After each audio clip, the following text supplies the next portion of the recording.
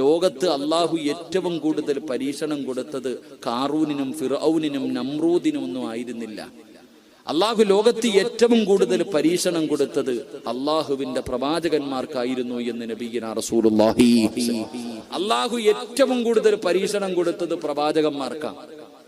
ഈ 1,24,000 പരം വരുന്ന പ്രവാചകന്മാരിൽ ഏറ്റവും കൂടുതൽ കണ്ണുനീര് കുടിച്ചിട്ടുള്ളതാരാ? 1,24,000 പരം വരുന്ന പ്രവാചകന്മാരിൽ ഏറ്റവും കൂടുതൽ കണ്ണുനീര് കുടിച്ചത്, അള്ളാഹു ഏറ്റവും കൂടുതൽ വേദനിപ്പിച്ചത് മഹാനായ നബി മുഹമ്മദ് മുസ്തഫ സല്ലല്ലാഹു അലൈഹി വസല്ലമ തങ്ങളെയായിരുന്നു. ഇഷ്ടമില്ലാഞ്ഞിട്ടാണോ?